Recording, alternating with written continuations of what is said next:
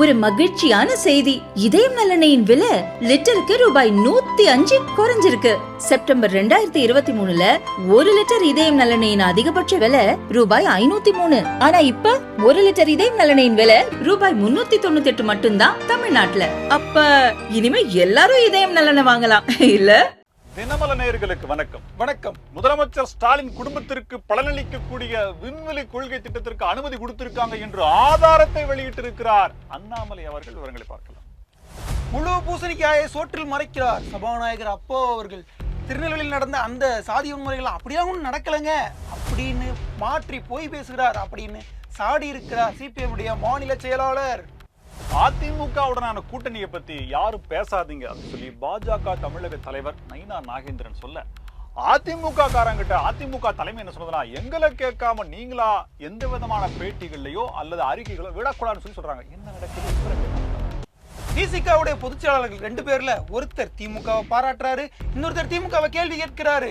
திமுக என்ன நினைச்சிட்டு இருக்கு? நான் அழுது புலம்புவோனும் அல்ல, காலில் ஊர்ந்து போய் விழுவோனும் அல்ல அப்படின்னு பொங்கி இருக்காரு நம்முடைய முதலமைச்சர் மு.க. ஸ்டாலின் அவர்கள். எதற்காக? விவரங்களை பார்க்கலாம். இத பத்தி தான் இன்னைக்கு நாம பார்க்க போறோம். இது சைட்லைட்ஸ்.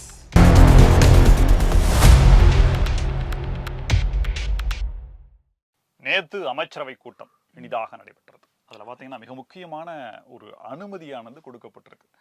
விண்வெளி கொள்கைக்கான அந்த திட்டத்திற்கான தமிழ்நாடு விண்வெளி கொள்கை. ஆமா, ஐயோ இந்தியா என்ன அப்படின்ற மாதிரிலாம் தமிழ்நாடு என்னப்பா நீங்க தனியா போடுறீங்க, உங்களுக்குன்னு தனி நாடு, என் நாடு என் மக்கள் அப்படின்ற மாதிரிலாம் இருக்கான்ற மாதிரிலாம் இல்ல. இது எப்படி பார்க்கணும்னா, ஒரு நாடு தன்னுடைய நாட்டை காப்பாத்துறதுக்காக தரைப்படை, கடற்படை, விமானப்படை அப்படின்னு வச்சிருக்கும். அது மாதிரி விண்வெளி படையும் கூட, அதாவது விண்வெளி ஆய்வுகளையும் நிறைய நாடுகள் விமானப்படை தானப்பா, சரி விடப்பா. இப்ப அது போல ஊழல்களையும், தரையில் ஊழல், தண்ணீரில் ஊழல், ஆகாயத்தில் ஊழல், காற்றில் ஊழல், இப்ப அதுக்கும் மேல போயிட்டு ஆகாயத்துக்கு போயிட்டாங்க அப்படின்ற மாதிரி சொல்றாங்க. என்னன்னா, அண்ணாமலை அவர்கள் ஒரு பாயிண்ட் எடுத்து கொடுத்திருக்காரு. என்னது? முதலமைச்சர் மு.க. ஸ்டாலின் அப்பா சார் இருக்காருங்களா, அவருடைய மருமகன் சார் இருக்காருயா, மாப்பிள்ளை சாருங்க, கரெக்டா சொல்லுங்க. சரி, மாப்பிள்ளை சார். இந்த மாப்பிள்ளை சாரு ஒரு கம்பெனி ஆரம்பிக்கிறாரு. அந்த கம்பெனிக்கு பேரு வானம். அதாவது சிம்பு நடிச்ச படத்தோட பேர் கிடையாது, இதுக்கு பேரே வானம். ஸ்பேஸ் டெக் தமிழ் பற்று. நாங்க எதா இருந்தாலும் வானத்தை தமிழ் பேரு தான் வைப்பேன் நானு. ஸ்பேஸ் டெக் ஆக்சிலரேட்டர் அப்படிங்கிற ஒரு பிரைவேட் கம்பெனியை மாப்பிள்ளை சார் கடந்த ஆகஸ்ட் மாதம் தொடங்கினார் என்று கேள்விப்படுகிறோம். இல்ல, ஜூலைல. ஜூலை 2024. இப்ப அந்த தொடங்கப்பட்ட நிறுவனத்தை எதோட தெரியுங்களா கம்பேர் பண்றாங்க? ஸ்பேஸ் எக்ஸோட. எலான் மஸ்க் என்னென்ன பண்ணிட்டு இருக்காரு, நிலவுல இருக்கிறவங்கள கூட்டிட்டு வர்றாரு. அமெரிக்க அரசு நாசா அவங்கள்ட்ட ஹெல்ப் கேக்குது. நாசாவோட போட்டி போட்டுட்டு இருக்காப்ல. டெக்னாலஜி எந்த அளவுக்கு இருக்குது, அப்படியே மில்லியன் பில்லியன் ட்ரில்லியன்ல போயின்னுக்குறாங்க அவங்க. இது இப்பதான் ஜூலை 2024 ஆரம்பிச்சிருக்காங்க. இதை நாங்க அதோட கம்பேர் பண்ணுவோம். அதை நீங்க கேட்கணும், அதெல்லாம் நீங்க படிக்கணும் அப்படின்னு நிறைய பேர் என்ன சொல்றாங்க, தமிழகத்தின் எலான் மஸ்க் ஆவாரா சபரீசன்? ஒரு என்னன்னா, அவருடைய தம்பி தான் அவருடைய கோ-ஃபவுண்டர், அவர் ஃபவுண்டர், இன்வெஸ்டர், மென்டார், நடிகர் மாதவன் வேற இருக்காப்ல. இது நான் ஒரே ஒரு தகவல் மட்டும் சொல்லிக்கிறீங்க. எலான் மஸ்க்கு எனக்கு தெரிஞ்ச ஒரு 13 கொண்டாட்டியும் ஒரு 24ல இருந்து 36 வரைக்குமான பிள்ளைகள் இருப்பதாக. குழந்தைகள் இருக்குப்பா. மூக்க நோண்டி அவன் பையன் அமெரிக்க அதிபருடைய டேபிள் வச்சதுக்காக டேபிளையே மாத்திட்டாரு நம்ம டொனால்ட் ட்ரம்ப் அவர்கள். இதெல்லாம் தகவல்கள் தாங்க, எதுவுமே பொய் இல்லைங்க. தம்பி ஏதோ எலான் மஸ்க் சபரிசன்லாம் சொல்றாருங்க. ஒரு 20% அளவுக்கான ரிபேட் கிடைக்குதுன்னு நினைக்கிறேன். அதாவது மானியம் தமிழக அரசு கொடுக்குது போல இந்த திட்டத்துக்காக.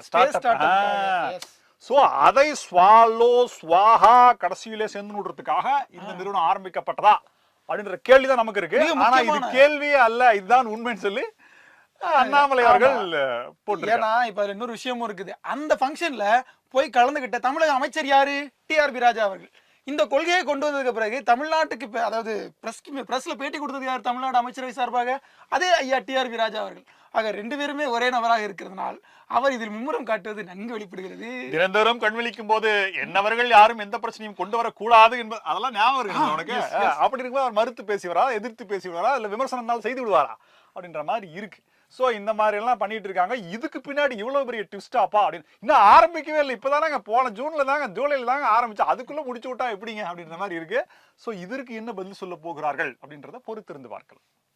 முழு பூசணிக்காயை சோற்றில் மறைக்க பார்க்கிறார் சபாநாயகர். பூசணிக்காய் சின்னதா இருக்கும், மறைச்சிருப்பாரு. சோத்துல எப்படி மறைக்க முடியும்? அப்ப அவ்வளவு சோறு வந்து தட்டுல போட்டிருப்பாரு போல.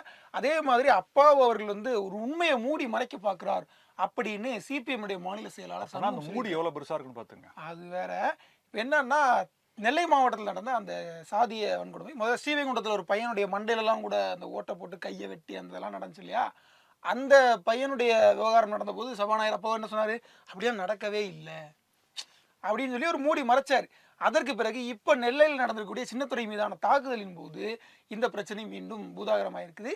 ஊடகங்கள்லாம் கட்டுப்படுத்தப்பட்டிருக்கிறதா அப்படின்ற ஒரு கேள்வி. இதற்கிடையில சபாநாயகர் அவர்கள் கொடுக்கக்கூடிய நற்சான்றிதழ், சட்டம் ஒழுங்கு கொடுக்கக்கூடிய நற்சான்றிதழ், இது எல்லாம் மீறி இந்த மாதிரியான விஷயங்கள் எப்படிப்பா உங்களுக்கு கிடைக்குது அப்படின்னு சொல்லி ஒரு ஆச்சரியக்குறியோட மக்கள் பாக்குறாங்க. இப்ப என்ன ஐயா சண்முகம் அவர்கள் என்ன கேட்கிறாருன்னா, இதெல்லாம் மூடி மறைக்கிறீங்களே, இதெல்லாம் நியாயமா அப்படின்னு கேட்கிறாரு. சிபிஎம் வந்து கூட்டணியில் இருந்தாலும் போராடி நிறைய சாதிச்சிருச்சுன்னு சொல்லிட்டே இருக்கிறார். ஐயா நீங்க சாதிச்சது என்ன தெரியுமா? திமுக இப்படி பொய் சொல்கின்ற அளவிற்கு ஒரு தைரியத்தை கொடுத்தது, அதுதான் உங்களுடைய முதல் சாதனை அப்படின்னு நீங்களே பட்டியலிடணும். அப்பா அவர்கள் தலைமையில் நல்லாட்சி நடைபெற்றுக் கொண்டிருக்கிற இந்த நிலையில இவர் பேசின இந்த அந்த சில வார்த்தைகள் வந்து அவை குறிப்பில் இருந்து நீக்கப்படும். அப்பாவும் மாதிரியே பண்றீங்களா? ஆமா, அது மாதிரிலாம் பரக்கூடாது, எதுவும் பேசக்கூடாது, எதுவுமே அவை குறிப்பில் இடம் பெறக்கூடாது. நாளைக்கு பின்னாடி வரக்கூடிய 500 வருடங்களுக்கு பிறகு வரக்கூடிய திராவிட மாடல் ஆட்சியில் என்னப்பா பேசுறாங்கன்னு சொல்லி எடுத்து பார்த்து யாராவது யூடியூப்ல வீடியோ ஷார்ட்ஸ் போடக்கூடாது அப்படிங்கிறதுக்காக எந்த ஆவணங்களும் இல்லாமல் நாங்கள் செய்கிறோம். அதிமுகவோட கூட்டணி குறித்து யாரும் கருத்து தெரிவிக்க கூடாது அப்படின்னு சொல்லி பாஜகவினுடைய தமிழக தலைவர் நயினார் நாகேந்திரன் சொல்லியிருக்காரு. சமீபத்துல ஒரு வைரல் வீடியோ வெளியாச்சு. அதிமுக கூட்டணி வச்சுட்டாங்கன்னு சொல்லி தொண்டர் அழுவ, அதை பார்த்து இன்னொருத்தர் என்ன நீ அப்படிலாம் சொல்லி பாஜக காரர் பொங்க. இதுக்கு பதில் சொல்லும் விதமாக இரண்டு தலைனா என்ன, பாஜகவினுடைய தமிழக தலைவர், எதிர்கட்சி தலைவர். அதாவது அதிமுக தலைவர் எதிர்கட்சி தலைவர்னா பாஜகவுக்கு எதிரி கட்சி ஏற போறாங்க அப்படி எல்லாம் கிடையாது, கூட்டணி கட்சி. என்ன வேணா சொல்லிக்கங்க, கூட்டணி கட்சி ஒன்னாதான் இருக்கும். சோ அவங்க சொன்ன உடனே நயினார் நாகேந்திரன் அப்படி சொல்ல உடனே இந்த பக்கம் அதிமுக பாத்தீங்கன்னா எங்களுடைய அதாவது தலைமை கழகத்தினுடைய முன் அனுமதி இல்லாமல் யாருமே வந்து டிவி விவாதங்கள்ல கலந்துக்கிறதோ, அறிக்கை விடுறதோ, சொந்த கருத்துக்களை தெரிவிக்கிறோம்னு சொல்லி ஏதாவது கருத்துக்கள் சொல்றதோ அண்ணன் தண்ணி புழங்க கூடாதுன்னு சொல்லி அவங்களும் வெளிப்படையான கருத்தை தெரிவிச்சிருக்காங்க. அதிமுக சொல்லிருக்கு. ஆமா, எம்ஜிஆர் மாளிகையில இருந்து உத்தரவு வந்திருக்கா? சரி, ரைட். இதையெல்லாம் மீறி 2026 பாஜக அதிமுக கூட்டணி ஆட்சிதான் அப்படின்னு சொல்லி எல்லாரும் நம்புறாங்க.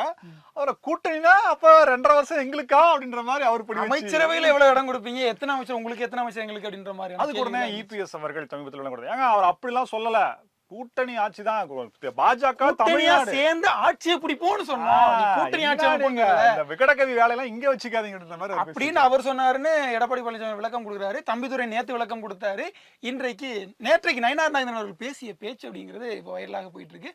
அது என்ன சொல்றாரு, நாம வந்து அதெல்லாம் பத்தி பேசக்கூடாது, அதெல்லாம் பத்தி பேசுறதுக்கு அமித்ஷாவும் பிஎல் சந்தோஷம் இருக்காங்க, அவங்க எல்லாம் பாத்துக்குவாங்க, நம்ம அதை பத்தி எல்லாம் கவலைப்படக்கூடாது. இதுல இன்னொன்னு பாத்தீங்க அப்படின்னா இந்த கூட்டணியில் அதாவது என்டிஏ கூட்டணியில் இணைகிறாரா சீமான் என்ன பண்றாரு, அவரு வந்து பாத்தீங்கன்னா என்னுடைய மாமா நயினார் நாகேந்திரன் அப்படின்னு சொல்லி ஒரு ரொம்ப பாச மழை பொழிந்து அவரும் பேசி. இதுக்கு முன்னாடி அண்ணாமலை கூட தான் தம்பின்னு சொன்னாரு. அவர் வேட்பாளர் அறிவிச்சு தனியா போயிட்டு இருக்காருங்க ஒரு ட்ராக்ல, அவர் வருவாருன்னா எதிர்பார்க்காதீங்க. பிசிகாவுடைய பொதுச் செயலாளர்கள் 2 பேர், ஒருத்தர் எம்பியா இருக்காரு நாடாளுமன்றத்துல, இன்னொருத்தர் எம்எல்ஏவா இருக்காரு சட்டமன்றத்துல. இதே மாதிரி அதிமுக இருந்தா நல்லா இருக்கும்ல. அதிமுக பொதுச் செயலாளர் என்ன ஆசை உங்களுக்கு? இப்ப என்னன்னா, நாடாளுமன்றத்தில் இருக்கக்கூடிய எம்பி ரவிக்குமார் அவர்கள் இந்த சின்னத்துறை தாக்குதலின் போது சனாதனவாதிகளிடம் வெற்றி கண்ட தமிழ்நாடு அரசு சாதியவாதிகளை பார்த்து பயப்படுவது ஏன் அப்படின்னு ஒரு கேள்வி எழுப்பி இருக்கிறாரு.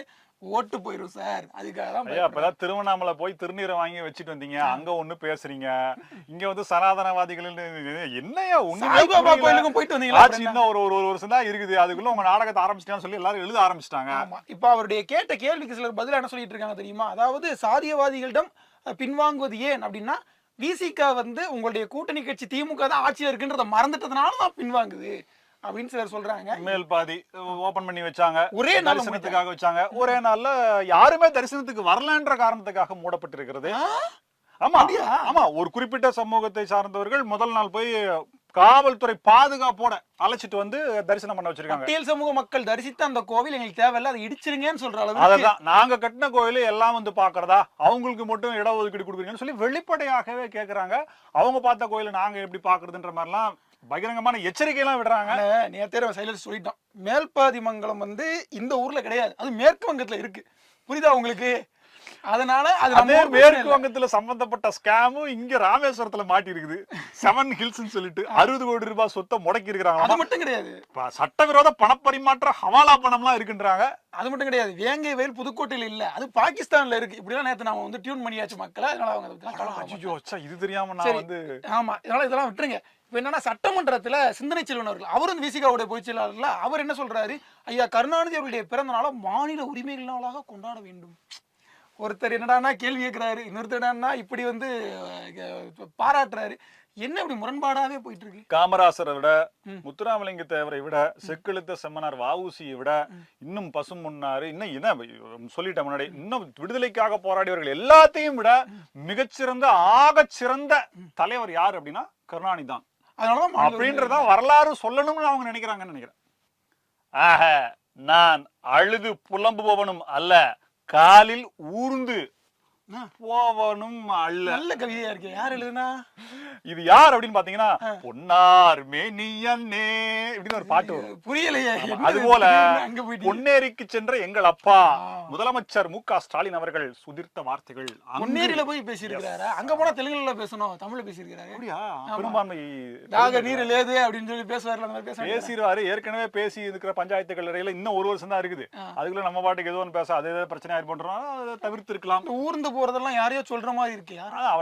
போன தடவை தமிழகம் வந்த பிரதமர் நரேந்திர மோடி அவர்கள் சொன்னார், எவ்வளவு பணம் கொடுத்தாலும் பத்த மாட்டேங்குது, எவ்வளவு பணம் கொடுத்தாலும் போன 3 வருஷத்துல நான் எவ்வளவு பணம் கொடுத்துருக்கேன் சொல்லி சொன்னார். அழுறீங்க. அதுக்கு அவர் எப்பயே பதில் எழுதி கொடுத்துட்டாரு. ஆனா அது பேசுற டைம் நாளுக்காக பார்த்திருந்து சுக்கர ஓரையில நல்ல நேரத்துல உச்சபட்ச சந்திராஷ்டமத்துல வச்சு அந்த பொன்னேரி கூட்டத்துல பேசியிருக்காரு. என்ன சொல்லியிருக்காரு? மனு எல்லாம் வாங்கியிருக்காரு. போய் பயங்கரமா பொன்னேரியில் இருக்கக்கூடிய எல்லாம் சந்திச்சிருக்கிறாரு. டெல்லிக்கு நான் தலை வணங்குவோனும் அல்ல, அதெல்லாம் வேற கூட சொல்லியிருக்கிறாரு. ஐயா, டெல்லிக்கு தலை வணங்க மூடும் அல்ல அப்படிங்கிறது ராகுல் காந்தி நினைச்சு சொல்ல இல்ல, பல விஷயங்களை கம்பேர் பண்ணிருக்காரு. குஜராத் முதலமைச்சராக இருந்த நரேந்திர மோடி அவர்கள், அப்ப நீங்க சொன்னீங்களே மாநிலங்கள் என்ன மத்திய அரசுக்கு அடிமையா, பிச்சைக்காரர்களா அப்படின்னு நீங்க தான் கேட்டீங்க. அப்ப நீங்க ஏன் கேட்கல அப்படின்னு நம்ம ஐயா ஸ்டாலினை பத்தி கேட்க முடியாது. ஏன்னா இப்ப நீங்க என்ன பண்றீங்க அப்படின்னு கேட்டிருக்காரு. இதை தாண்டி பல விஷயங்களை கேட்டிருக்காரு. அப்போ அவர் பேசுனதெல்லாம் உங்களுக்கு மறந்து போச்சா, இப்ப நீங்க இப்படி பேசுறீங்களன்னு சொல்லி கேட்டு, தமிழ்நாட்டுக்கு எவ்வளவு சிறப்பு நிதி கொடுத்தீங்க அப்படின்னு சொல்லி உங்களால சொல்ல முடியுமா, நீட் தேர்வுக்கு விலக்கு அளிக்க முடியுமா அப்படின்னு சொல்லி நிறைய முடியுமா கேட்டிருக்காரு. ஐயா, தமிழக மக்கள் என்ன கேட்கறாங்கன்னா, அதே நீட் தேர்வுக்கு விலக்கு அளிப்பேன்னு சொல்லி வாக்குறுதி கொடுத்தானையா நீங்க வந்தீங்க, இதை பழைய ஓய்வூதியத்தை கொடுக்குறேன்னு சொல்லி சொன்னீங்களே, அதுக்கு உங்களால கொடுக்க முடியுமா? அவங்களால முடிஞ்ச எதையுமே அவங்க கொடுக்க மாட்டாங்க. அவங்களால முடியாது, பாஜக கிட்ட இருக்குன்னா பாஜக வந்து தரணும். மகளிருக்கு 1000 ரூபாய் நீங்கள் கடன் வாங்கி தான் கொடுக்கிறீர்கள் என்பது குற்றச்சாட்டை நீங்கள் மறுக்க முடியுமா? 75,000 கோடி வட்டி கட்டிட்டு இருக்காங்க, சும்மா கிடங்க. தமிழகத்தின் கடன் மிக மிக அதிகமாக சென்று கொண்டிருக்கிறது, அதற்கு காரணம் திமுக அரசு தான் என்று குற்றச்சாட்டுக்கு நீங்கள் மறுக்க முடியுமா அப்படின்ற பல கேள்விகள் முடியுமா இங்கே இருக்கு. இருந்தாலும் என்ன பதில் சொல்ல போகிறார் என்று நாம் பொறுத்திருந்து பார்க்கலாம். இதே போல பல புதிய தகவல்களோடு மீண்டும் உங்களை சந்திக்கிறோம். இது சைட்லைட்ஸ். நன்றி.